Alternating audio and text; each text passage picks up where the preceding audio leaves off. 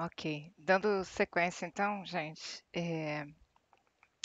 vamos falar da estratégia de sincronização, ou seja, como evitar condições de corrida por meio de sincronização. Então, basicamente, como eu disse, a gente vai tentar controlar, exatamente impor uma certa ordem de execução, evitando aquelas ordens de execução entre, entre as minhas threads que podem gerar resultados inconsistentes, indesejáveis. Tá?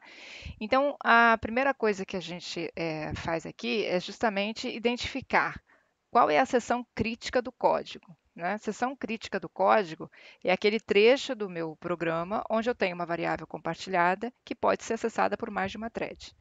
Então, se eu tenho uma variável, digamos a variável S compartilhada, em qualquer trecho do meu código onde S é acessada, não precisa ser um único lugar, todo lugar no meu código, todo trecho de código, todo pedaço de código onde S pode ser escrita pelas minhas threads, é uma seção crítica de código, ou seja, exatamente o ponto onde eu preciso garantir que aquele trecho seja executado, né, que eu preciso estabelecer uma determinada regra, né, e garantir uma determinada ordem, impor uma determinada ordem de execução para que eu não tenha resultados inconsistentes. Tá?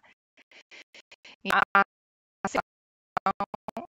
exatamente esse relacionamento que dá uma ordem no qual as operações nas threads, em particular nessas seções críticas de código, que é onde pode ocorrer a condição de corrida. Qualquer outra parte do código, onde eu não tenho acesso a uma variável compartilhada, a ordem das threads, em princípio, para minha lógica, não, é irrelevante, porque o resultado dessa ordem não vai estar interferindo na minha lógica. Tá? A gente pode ter a necessidade, sim, de impor ordem em outros trechos de código, como a gente vai ver mais adiante, por outras condições lógicas do programa.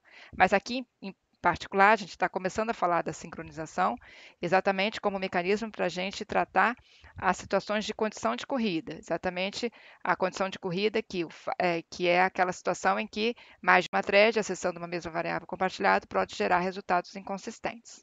Tá? Então, essa sincronização é chamada de sincronização por exclusão mútua, e o objetivo dela é justamente garantir que as seções críticas do código não sejam executadas ao mesmo tempo por mais de uma thread. Tá? E aí, então, a gente impede a condição de corrida ruim. Tá? Então, basicamente o que se faz é seção crítica de código, todo trecho de código onde eu tenho acesso à memória compartilhada, ele deve virar uma ação atômica. O que é virar uma ação atômica? Virar uma ação atômica significa, se uma thread começa a executar aquele trecho de código, eu só vou deixar outra thread executar aquele mesmo trecho de código ou qualquer outro trecho de código que acesse a mesma variável compartilhada depois que a primeira thread tiver terminado aquela execução. Tá? Então, é como se eu transformasse aquele meu S++ que a gente viu aqui anteriormente no nosso código, né? Esse trecho do código é a minha seção crítica, nesse exemplo, porque é um pedaço do código que eu estou acessando uma variável global. Como a gente viu, o problema acontece porque a instrução de alteração aqui de escrita em S, ela envolve não só a escrita como uma única instrução de máquina, mas envolve a leitura do valor atual, a alteração desse valor e a escrita de volta. Né? Então, ela não é uma operação atômica, porque ela é dividida em várias e uma thread, como a gente viu, pode começar a executar e ser interrompida e outra thread começar aquele mesmo trecho antes dela ter terminado. Então, o que a gente quer fazer com a sincronização de exclusão mútua é exatamente o que eu tinha dito aqui anteriormente. Se a thread verde começou, a thread vermelha não consegue começar antes da thread verde terminar. Isso vai ser o que a gente está chamando aqui de sincronização por exclusão mútua, e é o que, na verdade, está fazendo com que vai conseguir fazer com que essa instrução aqui se transforme numa ação atômica, no sentido de que se alguém começa a executar, ninguém mais consegue executá-la até que o primeiro termine. Tá? Essa é a ideia que a gente vai aplicar aqui, que a gente chama de de sincronização por exclusão mútua. Tá? Como é que isso acontece aqui? Uma figura para ilustrar. Aqui está chamando de processo A e B, eu aproveitei uma figura gente chamava de processo, mas aí a gente tanto faz aqui processo como thread. Posso pensar thread A e thread B. Essa linha seria o fluxo de execução da thread A, essa aqui o fluxo de execução da thread B ou do processo B, tanto faz aqui para a gente. Então, imagine que essa parte que estava destacada aqui em cinza, mais grossa, é exatamente um trecho de seção crítica de código. E aí repare que na thread A esse trecho de seção crítica aparece mais aqui no início, na thread B esse trecho de seção crítica aparece um pouquinho para frente, seria aqui no instante T2. Na thread A no instante T1, na thread B no instante T2, tá? Justamente porque elas, na verdade, podem ter sequências diferentes e em algum ponto elas acessam uma variável comum, não necessariamente todo o restante da thread precisa ser igual, tá? O que importa para a gente é que a thread A no instante T1, ela entra numa seção crítica, ou seja, ela vai alterar alguma variável de escopo compartilhada. E a thread B, ou o processo B, faz isso no instante T2 da sua execução. Então, o que acontece? O processo A, ou a thread A, começa a executar a seção crítica, quando chega o processo B ou a thread B, ela teria que começar a executar aqui, se não tiver nenhum mecanismo de controle, ela começaria a executar normalmente. Com o mecanismo de controle, o que a gente vai fazer é bloquear essa thread, ou bloquear esse processo, ou seja, ele estaria aqui a ponto de executar, mas como existe algum outro fluxo executando aquela mesma seção crítica, eu vou impedir dele seguir, ele vai ficar bloqueado, ou seja, vai parar de executar, vai ficar parado, até que ele tenha condição de executar essa seção crítica. Então, quando o fluxo A terminar de executar, então eu vou receber um sinal de que agora sim eu posso seguir em frente e eu vou ter certeza que eu vou executar isoladamente. Tá? Então, essa é a ideia da sincronização por exclusão mútua, nesse caso com um mecanismo explícito de bloqueio da thread. Se ela chega no ponto em que ela vai acessar uma seção crítica e já tem outro fluxo acessando, ela é explicitamente bloqueada e é avisada somente e só consegue continuar quando o outro fluxo tiver terminado de acessar aquela seção crítica. Tá? Em termos de código, como isso vai aparecer no nosso programa, vai aparecer de forma bem simples e direta. Né? A gente vai envolver, como se a gente botasse um colchão em torno da nossa seção crítica, uma proteção, uma porta de entrada e uma porta de saída. É assim que vai aparecer na lógica do programa. Então, eu estou pensando aqui numa situação, eu tenho um loop aqui infinito e dentro desse loop eu tenho uma seção crítica de código. Tá? Essa seção crítica de código, o que a gente vai fazer? A gente vai botar uma trava aqui na entrada, né? Onde todo fluxo que chegar aqui vai fazer uma perguntinha que é a seguinte: alguém está acessando a seção crítica? Se não tiver ninguém acessando, ele vai conseguir passar pela porta e seguir em frente e vai ficar registrado de que tem alguém agora acessando essa seção crítica. Se outro fluxo chega logo em seguida, vai perguntar: tem alguém acessando essa seção crítica? Aí ele vai aparecer que sim, ele vai ficar retido aqui. Quando o primeiro fluxo terminar, ele precisa, obviamente, né, para que a coisa funcione, identificar, né, mostrar, informar que ele está deixando a seção crítica. Olha, liberei a seção crítica.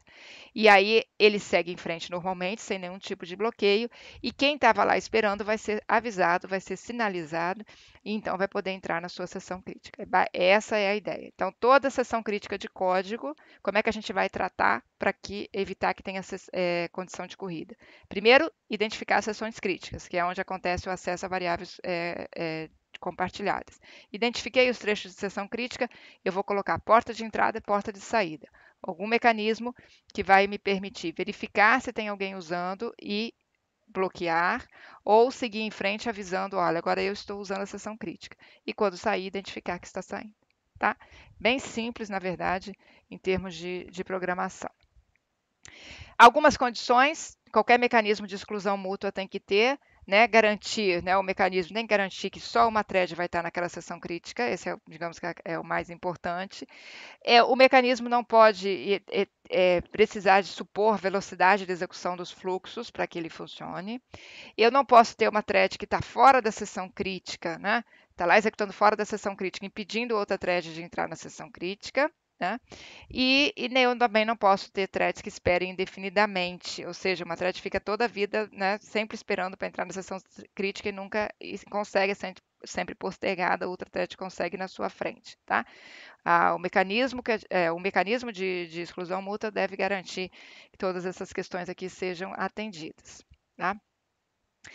Em princípio, há duas abordagens diferentes aqui para implementar a sincronização por exclusão mútua. Uma é por espera ocupada, que seria uma solução lógica em que sempre que eu chego, quer dizer, essa entrada na sessão crítica seria uma espécie de loop, onde eu ficaria testando aqui sempre, posso entrar, e sempre que enquanto eu não entrar, eu recebo um falso e volto a perguntar. Então, chama-se espera ocupada, porque eu não estaria sendo, a thread não seria bloqueada, ela continuaria ocupando a CPU, fazendo sempre essa pergunta, posso entrar, posso entrar, posso entrar, posso entrar, até que ela conseguisse entrar. Então, por isso chama espera ocupada, tá? E aí, novamente, eu teria na saída uma indicação de que ela saiu, tá? E fazendo com que eu mude alguma variável, algum estado de variável, que passa a fazer com que o loop de quem está lá na espera ocupada se encerre e ela consiga entrar. Então, a ideia da entrada e saída é a mesma tanto para espera ocupada quanto pela outra forma que a gente está chamando aqui de escalonamento, que é uma alternativa mais usual e que, ao invés justamente diferente da espera ocupada, é exatamente porque se a thread chega e pergunta, posso entrar na sessão crítica e recebe um não, ao invés de ela ficar perguntando, ela é bloqueada. Então, ela sai de cena, né?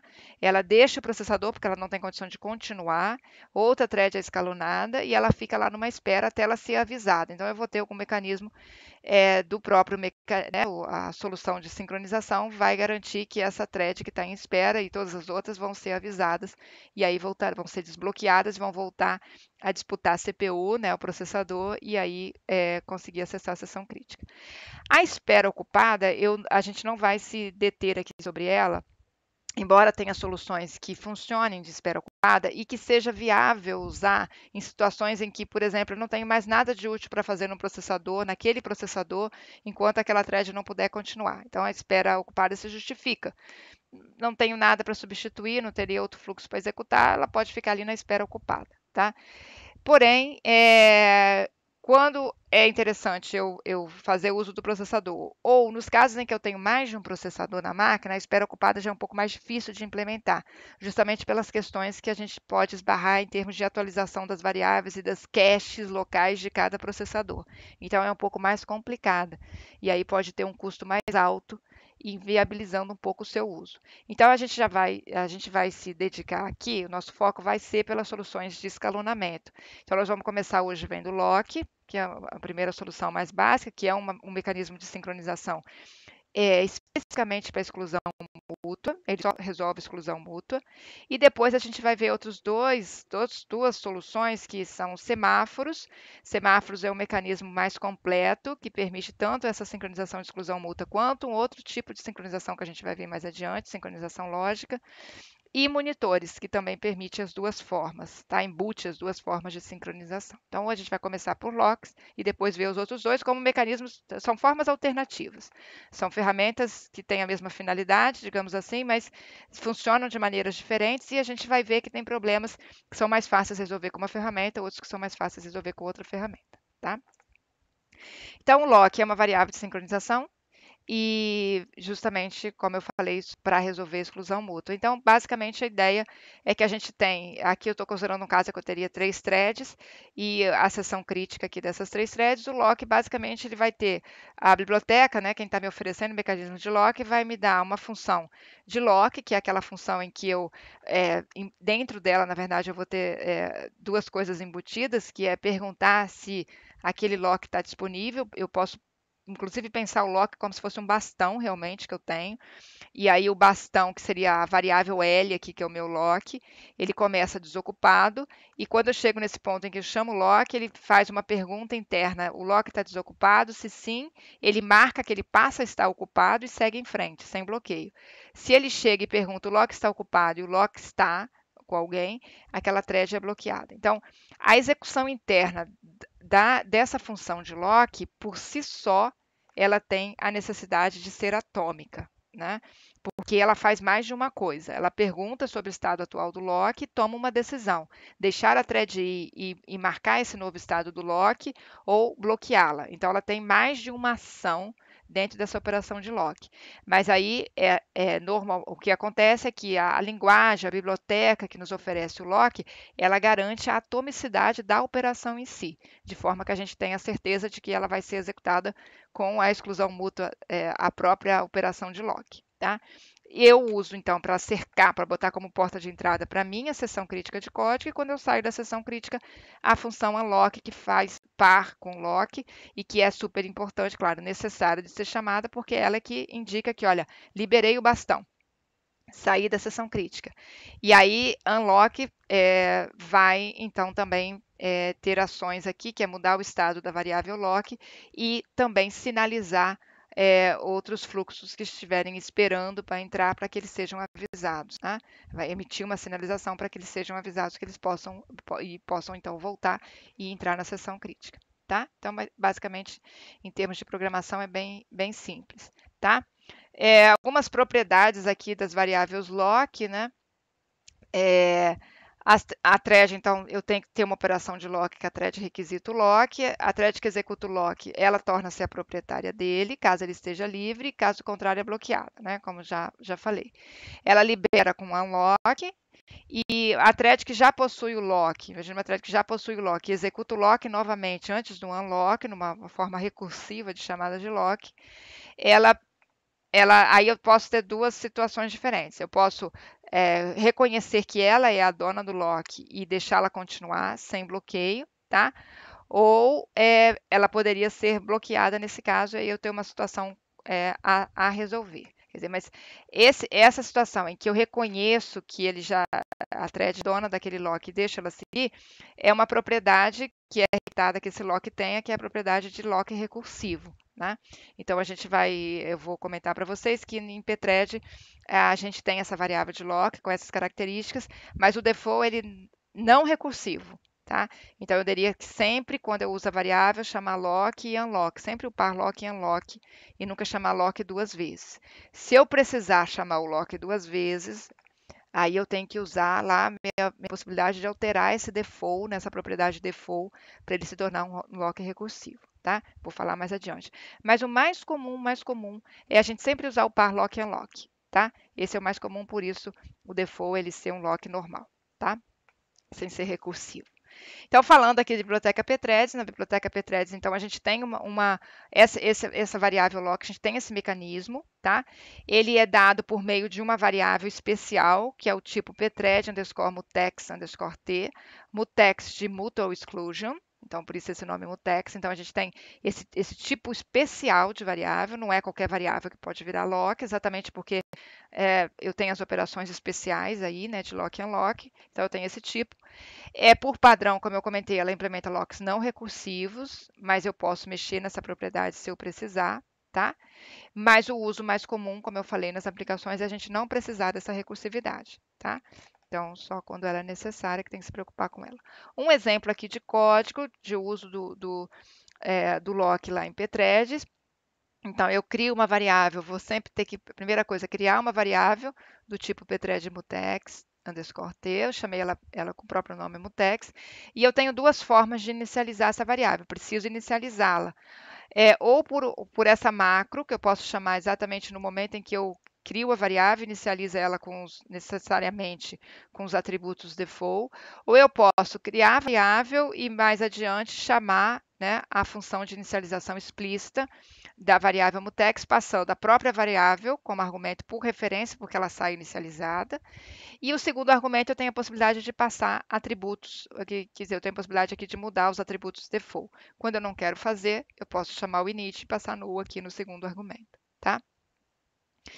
Bom, aí eu posso, uma vez criada a variável inicializada, eu vou então lá no trecho de código em que eu identifiquei que eu tenho uma seção crítica, ou seja, um pedaço do meu código que eu tenho acesso a uma variável global, que mais de um fluxo de execução, mais de uma thread pode executar ao mesmo tempo. Então eu vou lá e faço porta de entrada e porta de saída, como falei com vocês. Então aí eu tenho a operação lock e a operação unlock, exatamente esse nome. Como que é essa operação? Eu tenho então como todas as funções da biblioteca pthread, a função começa com o nome pthread, e aí, como é de exclusão mútua, ela tem um underscore mutex underscore lock, e a outra pthread underscore mutex underscore unlock. Sempre recebe a variável como argumento, a variável de lock, por referência, porque ela sempre sai alterada. Tá? Então, eu não preciso me preocupar com a atomicidade da operação lock, e ela vai fazer mais de uma coisa, como eu falei, ela vai checar se o lock está disponível, deixar a thread passar e alterar o lock, marcando que agora ele está de propriedade dessa thread, e se não, vai bloquear essa thread. Tá? E na operação unlock, que eu sempre tenho que fazer quando saio da sessão crítica, ele vai atualizar o lock, então, deixar ele livre e vai sinalizar para as threads que estão esperando por aquele lock. E uma delas vai conseguir seguir, as outras vão continuar bloqueadas. Tá? E tenho, por último, a operação destroy, que faz par com o init, que libera o espaço de memória, né, daquela variável. Importante que essa operação unlock tem que ser sempre feita pela thread que fez o lock, porque fica associado quem é a thread que é dona do lock. Tá? Então, a biblioteca diz que se eu fizer unlock uma thread que não é dona do lock, né, que não foi que não é proprietária do lock, que não foi a que fez o lock, né, que está com o lock, tenta fazer unlock, o resultado é indefinido. Tá? Então, sempre tenho que fazer unlock a mesma thread que fez lock. Eu não tenho aqui uma coisa do tipo, uma thread fez lock e a outra faz unlock. Não, não, não. Aqui sempre é thread que fez lock é a thread que tem que fazer unlock. Se eu tento fazer um unlock por outra thread, não vai dar certo. Tá? A thread que fez o lock é responsável por dar um unlock. É o parzinho lock e unlock. Tá? Bom, aí voltando para o nosso problema lá no início, que eu falei, olha, essa solução ela está ainda pendente, ela não está completamente correta, porque, lembra, eu tinha dito que essa sequência aqui, que toda thread vai fazer, né, aqui no início e aqui dentro do loop, que pega o valor atual do índice no meu vetor, salvo no meu índice local, e altero o global para garantir que a próxima thread vai pegar o próximo índice. Então, tem que fazer isso, salvar no local, porque enquanto eu estiver processando, outra thread já pode estar pegando o próximo elemento. Tá? Então, aqui eu tenho não só a própria operação de incremento da variável global, que é uma operação que está alterando a variável global, mas a lei também é importante que seja atômica, porque eu preciso pegar o valor atual e só eu posso pegar, quer dizer, só uma thread deve pegar o valor atual e não mais de uma, porque mais de uma thread vai processar o mesmo elemento, eu não quero isso, seria um desperdício de processamento e também vai gerar resultado incorreto. E, além disso, ela tem que já deixar o valor incrementado para outra thread pegar o valor correto. Então, essas duas instruções no nível alto aqui nesse exemplo, né, no nível da minha linguagem, precisam ser executadas de forma atômica. Exceção crítica aqui para mim. Então, o lock está vindo antes e o unlock depois. E depois, lá dentro do loop, que eu vou ficar repetindo essa leitura e escrita na variável global, o mesmo lock e unlock para fazer a proteção aqui, sempre que eu for acessar a variável global, na sequência. E garantir, então, eu vou estar garantindo o acesso correto à variável global e vou estar garantindo que toda thread que começa, quer dizer, a thread chegou aqui, uma delas só vai conseguir passar, as outras, se chegarem ao mesmo tempo, vão ficar retidas. Ela vai conseguir pegar o valor atual, guardar na sua variável local e deixar incrementado. Então, quando ela sai e a outra thread consegue entrar pelo lock, ela necessariamente já vai ver o valor global atualizado, que é o que eu precisava, que era o meu requisito para que a minha solução funcionasse corretamente. Certo? Então, é isso. Aqui tem algumas perguntinhas só conceituais, para vocês checarem se entenderam os pontos principais aqui dessa nossa discussão. Tá? E caso tenham dúvida em responder, voltem lá, voltem atrás, vejam de novo, ou depois conversem, né, com a professora, mandem e-mail para não ficar nenhuma dúvida sobre esses conceitos. Ok? Obrigada, gente.